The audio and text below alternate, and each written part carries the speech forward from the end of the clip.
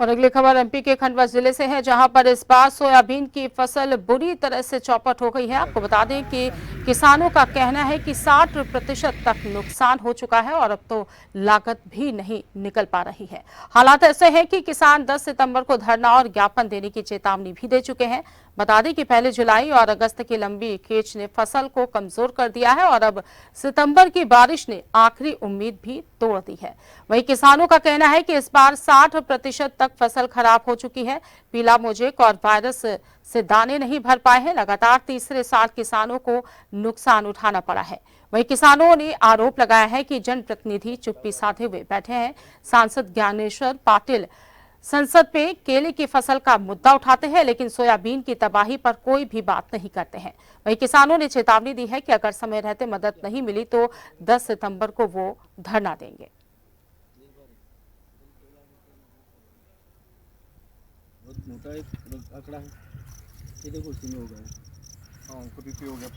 तो आप देख सकते हैं कि एमपी के खंडवा जिले से खबर है, जहां पर इस बार सोयाबीन की फसल 60% तक खराब हो चुकी है।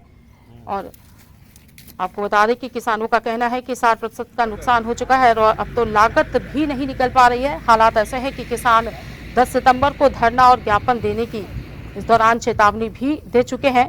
वहीं पहले जुलाई और अगस्त की लंबी खींच ने फसल को कमजोर कर दिया था और अब सितंबर की बारिश ने आखिरी उम्मीद को भी तोड़कर रख दिया है। जैसे कि ये तस्वीरें आप देख सकते हैं कि जो सोयाबीन की फसल है वो 60% तक खराब हो चुकी है और किसानों का ये कहना है कि अब जो लागत लगी थी उसकी भरपाई करना भी मुश्किल है।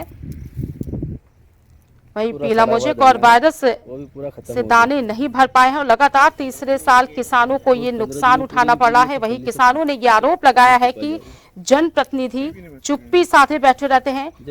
सांसद ज्ञानेश्वर पाटिल संसद में केले की फसल का मुद्दा उठाते हैं, लेकिन सोयाबीन की तबाही पर कोई भी जिक्र नहीं किया जाता है।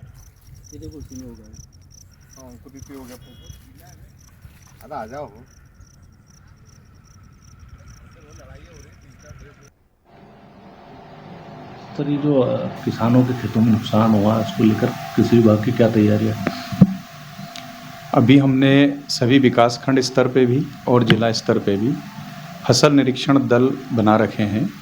ये फसल निरीक्षण दल वैज्ञानिक महोदय के साथ मिलकर जहाँ जहाँ प्रभावित फसलें हैं, चाहे रोग कीट से हो या जल जमाव की स्थिति के कारण से हो, उसके लिए निरीक्षण के लिए दल बना रखे हैं और ये सतत रूप से निगरानी रख रहे हैं। कुछ किसान संगठन आंदोलन करने की तैयारी कर रहे हैं 10 तारीख को, किन मांग को लेकर, उसमें क्या आपकी तैयारी है?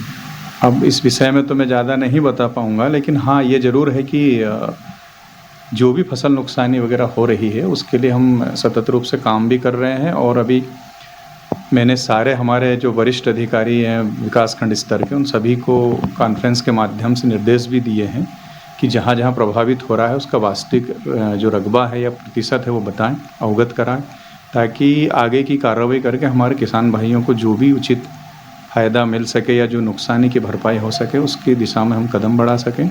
माननीय कलेक्टर महोदय के निर्देश अनुसार, उनके मार्गदर्शन में सभी का एक तरह का निरीक्षण हम बना रहे हैं, निरीक्षण रिपोर्ट भी, और उसमें जो भी आगे जायज़ चीज़ें होंगी वो काम करेंगे। 85,000 हेक्टेयर में सोयाबीन की फसल है, जिसको पूरी तरह 50 से 60% नुकसान हुआ है।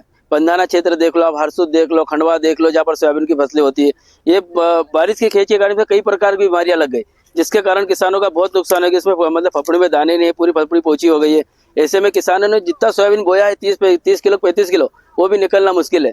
2023 में भी सरकार द्वारा 165 करोड़ रुपए राहत राशि बांटी गई थी, लेकिन बीमा आज तक नहीं मिला, जबकि बीमे पे नाम है प्रधानमंत्री फसल बीमा, लेकिन उसी के साथ में किसानों द्वारा छल किया जा रहा है। लागत दुगनी करने, आय को दुगनी करने के चक्कर में लागत किसानों को दुगनी हो गई, लेकिन आय नहीं दुगनी हुई।